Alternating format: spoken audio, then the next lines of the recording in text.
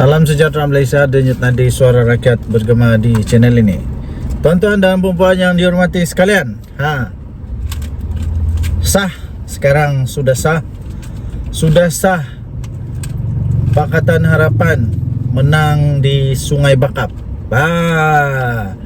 Ini bukan satu keputusan yang telah diramal oleh Tok Kadok atau diramal oleh Nenek Kebayan.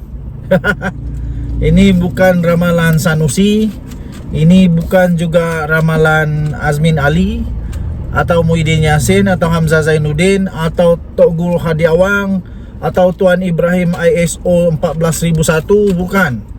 Dan ini pun bukan ramalan saya. Ini adalah satu kajian terperinci yang telah dibuat oleh Institut Darul Ehsan. Institut Darul Ehsan yang telah membuat kajian secara terperinci mengenai tren kehadiran, tren penduduk di Sungai Bakap, bagaimana mereka menerima, mereka punya manifesto, ceramah-ceramah, dan juga kepada perbandingan ataupun kepada ialah perbandingan weakness and strength.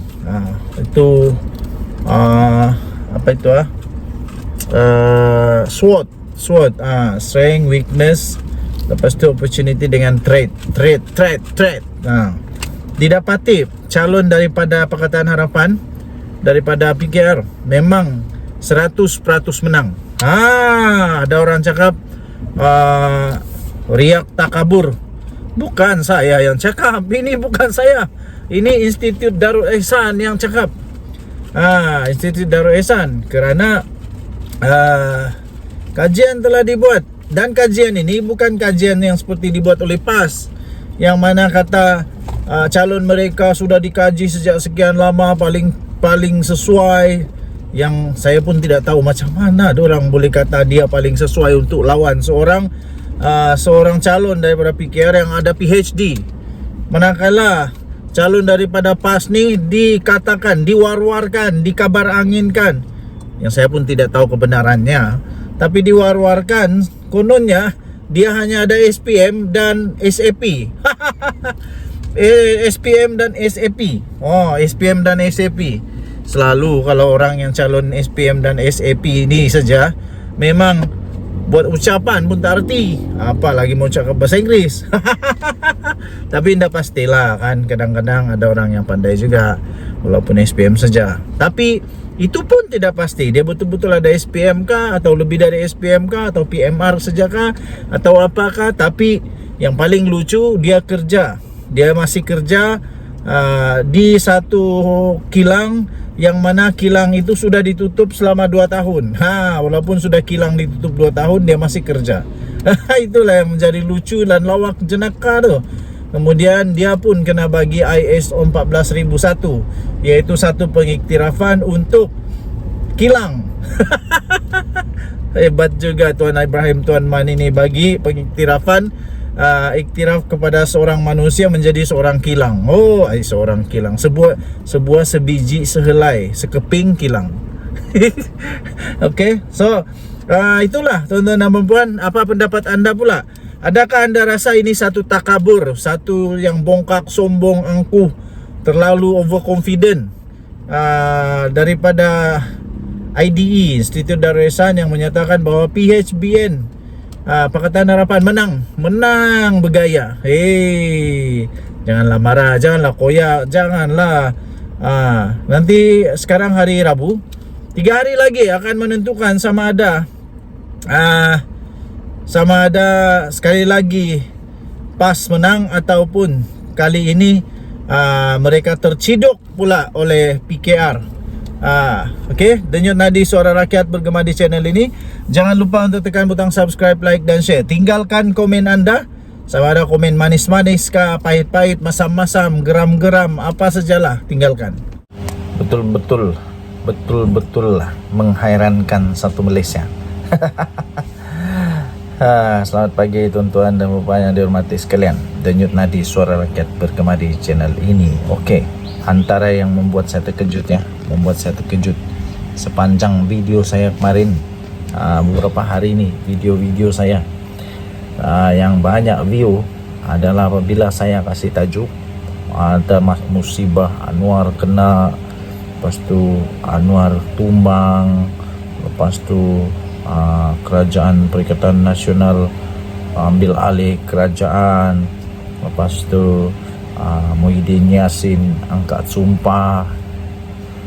Betul, semua tu mendapat banyak sangat view, seolah-olah memang walaun ni, pembangkang ni memang sangat berharap seolah-olah mereka sangat-sangat berharap dan sedang mengharap, mungkin juga sedang mendoakan supaya betul-betul semua bala malapetaka itu menimpa Perdana Menteri Datuk Seri Anwar Ibrahim. Tapi jangan lupa, dalam ramai-ramai ada otak macam begitu, ramai juga ada otak yang baik-baik, ramai juga yang mendoakan supaya negara kita aman damai, supaya tidak ada persekongkolan, supaya Perdana Menteri dalam keadaan yang baik. Jadi semua itu hanya jadi impian omong kosong walaun. Dan salah satu yang mendapat perhatian saya sebenarnya adalah tentang bagaimana Datuk Seri Anwar Ibrahim mengecam, membinas politik kebencian yang ditaburkan oleh pembangkang. Saya memang sangat-sangat tidak setuju dengan cara berpolitik yang begitu, yang sudah begitu jahil, begitu seolah-olah balik semula kepada zaman kegelapan, ya, zaman batu, zaman masih lagi zaman ais, masih tinggal di dalam gua. Kita di Malaysia, kita sudah hidup lama dalam keadaan yang rukun, dijaga oleh perlembagaan negara Malaysia di bawah payung kedaulatan raja-raja dan kedaulatan undang-undang kita. Kita menjaga semua perpaduan dengan baik. Kenapa hanya dengan politik kita sanggup pula untuk berpecah belah, ditabur pula kebencian? Jadi ini saya tidak setuju langsung. Kalau mau main politik, mainlah yang betul-betul punya politik. Kasih tunjuk apa yang kamu ada, apa yang kamu boleh buat untuk negara, apa yang kamu boleh buat untuk memajukan negara bangsa Malaysia ni. Bukannya memburuk-burukkan orang, memburuk-burukkan kaum, agama, bangsa orang lain. Ya, tidak.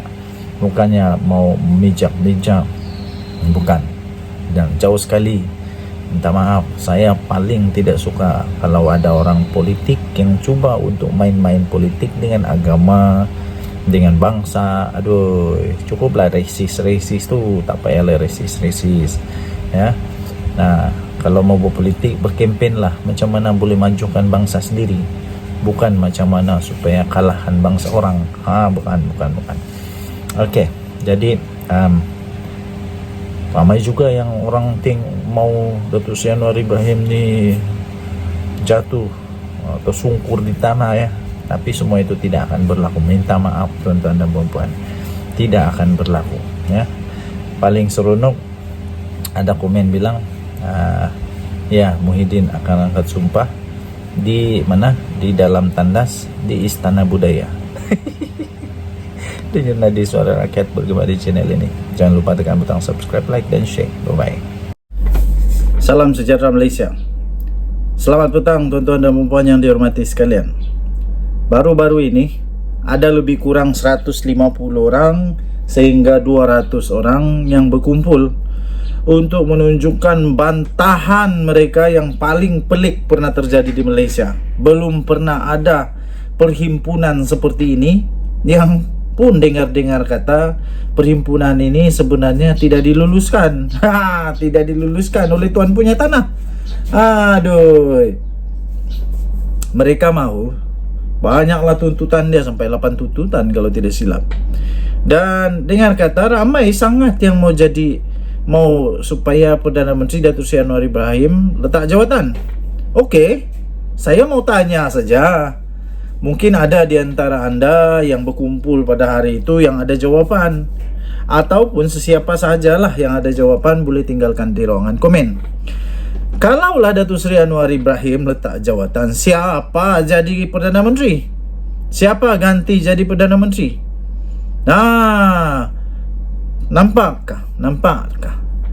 Nampak tak sekarang ni sebenarnya tidak ada yang boleh ganti Perdana Menteri Datuk Seri Anwar Ibrahim. Inilah masalah dia. Daripada hinga-hinga, bising-bising, teriak-teriak, jerit-jerit kat sana sini, tapi nampaknya mereka sendiri tidak ada calon Perdana Menteri yang sesuai. Hari itu, kalau masih ingat, mereka kata maukan Dr. Sam untuk jadi calon Perdana Menteri. Tiba-tiba sahaja diumumkan pula Bersatu masih lagi mau Muhyiddin Yassin Perdana Menteri kerana dia masih cukup credibility. Lepas tu timbul pula kenyataan daripada PAS pula, kalau tidak silap Tuan Ibrahim kata tak pernah dibincang. Ini menunjukkan mereka tak ada calon Perdana Menteri. Kenapa mau bagi Tok Guru Hadi Awang jadi Perdana Menteri kah? Aduh, dia jadi apa nama tu? Dia jadi duta besar, duta keluar ke Timur Tengah bertaraf menteri pun. Entah apa asap apa angin apa dia buat kerja pun tidak tahu, hilang begitu saja. Ini jadi Perdana Menteri. Rakyat Malaysia suka kah kalau Hadi Awang jadi Perdana Menteri? Majoriti rakyat Malaysia suka kah? Bukan kita mau tengok minoriti. Kemudian apa lagi? Kita mau tengok siapa? Azmin Ali jadi Perdana Menteri kan? Tapi mahukah Hamzah Zainuddin Azmin Ali jadi Perdana Menteri? Mahukah ahli-ahli Bersatu yang lain jadi Azmin Ali jadi Perdana Menteri? Mahukah PAS jadikan Azmin Ali Perdana Menteri? Habis Hamzah Zainuddin jadi Perdana Menteri, Muhyiddin Yassin suka kah? Sediakah Muhyiddin Yassin lepaskan jawatan Perdana Menteri? Last adalah calon terakhir. Mungkin Dr. Siti Mastura. Dr. Siti Mastura apa tu? Lim Guan Eng dengan Lim Kuan Yew. Dia kamu jadi Perdana Menteri. Aduh, masalah dia dalam PAS dan Bersatu, dalam Perikatan Nasional belum ada yang betul-betul boleh jadi Perdana Menteri. Bukan kerana tidak berkelayakan, tetapi kerana tidak ada persetujuan secara kolektif, secara penuh, secara permufakatan yang betul-betul mau dialah jadi Perdana Menteri. Belum ada. Masalah berbeza dengan Datuk Seri Anwar Ibrahim, Pakatan Harapan. Semua mahu dia. Tiada orang yang cakap lain, buat lain. Tiada. Jadi jawablah, siapakah Perdana Menteri kamu? Tapi realitinya kita akan melihat kerajaan stabil sampailah PRU akan datang. Itu pasti. Sampailah PRU akan datang, tidak akan ada perubahan kerajaan. Tidak akan. Kerana anti lompat parti sudah ada, kemudian banyak lagi lah yang sudah ada. Tidak akan ada, ya. Yang mungkin ada, hilang majoriti 2/3, tidak dapat disangkal, itu kemungkinan itu ada. Tetapi untuk adanya pilihan raya semula, ya mungkin. Tetapi untuk perubahan kerajaan secara tumbuk atap, pintu belakang, pujuk agung, tak ada. Tak ada. Okey, tinggalkan komen anda. Denyut Nadi Suara Rakyat bergema di channel ini. Bye-bye. Saya harus ketawa dulu. Nampaknya semakin mereka menggelupur, semakin ketaralah kesilapan, kesalahan dan ketakutan mereka untuk kalah teruk. Ada desas-desus yang dikatakan bahawa PAS calonkan Abidin ini sebagai satu kesilapan besar memilih calon. Lepas tu Sanusi bukan main lagi backup calonnya ini. Kali ini PAS sekali lagi muncul backup muncul payung pas calon mereka ini. Tapi itulah saya kata, makin mereka menggelupur, makin mereka coba untuk menutup, makin ketara kesilapan, kesalahan, dan entah mungkin mereka sekarang sebenarnya sudah menyesal pas calonkan Abidin di Sungai Bakap berdasarkan kajian. Kata laporan ini, betulkah? Kalau berdasarkan kajian, pasti kamu sedar bahwa yang dia lawan itu bukan calang-calang. Walaupun berdepan pada tomahan dan kritikan pihak lawan, susulan calon yang dipilih oleh PAS Pulau Pinang menegaskan mereka tidak membuat pilihan yang salah dengan mempertaruhkan Abidin Ismail. Macam mana pun diorang cakap tak salah, bagi saya salah besar. Sebab walaupun mereka kata sudah buat kajian, saya kata tak pernah buat kajian. Kalau mereka tahu calon ini bakal berlawan dengan siapa, pasti mereka akan letak yang lebih baik. Pesuruhjaya PAS Negeri Muhammad Fauzi Yusuf berkata, pemilihan Abidin bukan saja melalui tapisan pimpinan negeri dan pusat, bahkan turut melibatkan kajian khusus. Walawe. PAS nih kalau bicara memang hebat, kajian khusus lah, itulah alih-alih satu benda pun tidak buat. Dia kata tak silap pilih. Sebenarnya kita menerima senarai pencalonan daripada berbagai peringkat, dia kata. Selepas pihak PAS Negeri buat tapisan dan senarai pendek di antara kepada PAS Pusat, dan pusat tidak terus buat keputusan, bahkan mengantar satu tim untuk buat kajian di sini, dia kata. Percayakah Anda dengan ini? Hasil daripada kajian itu, dia kata, kita dapati kecenderungan masyarakat di Sungai Bakap berkehendakan wakil rakyat yang boleh didamping saja okey, tapi pandai kah buat kerja, pandai kah merancang. Ini suasana yang ada, dia kata. Sebab itu Abidin calon terbaik yang dipilih berdasarkan pada kajian, bukan kita ambil begitu saja, dia kata. Kita lihat bagaimana situasi dan keadaan masyarakat Sungai Bakap ini. Mereka melakukan wakil yang berdamping dengan rakyat dan membela masalah yang dihadapi mereka, dia kata. Iya betul, memang kena cari yang mudah didamping, memang. Tapi kena fikir juga, ini pilihan raya, ada menang dan kalah. Kalau setakat didamping saja, nenek saya boleh bercalon, datuk saya pun boleh bercalon, malah kucing saya pun boleh calon, sebab kucing saya mudah didamping. Tapi yang kita mau tahu, pandai buat kerja ke tidak, pandai merancang ke tidak, pandai buat buat idea ke tidak. Semua itu bergantung kepada tahap pendidikan. Mau tidak mau, memang tahap pendidikan itu penting. Jadi orang-orang Sungai Bakap pikirlah panjang-panjang, mau yang didamping, mudah didamping, atau mau yang pandai buat kerja dan mudah didamping. Bagi saya, secara jujur, saya akan pilih orang yang bijak, mempunyai pendidikan tinggi, dan boleh didamping. Semua itu package. Dan yang tadi saudara bagaimana channel ini, jangan lupa tekan tombol subscribe, like, dan share. Bye bye. Salam sejahtera Malaysia.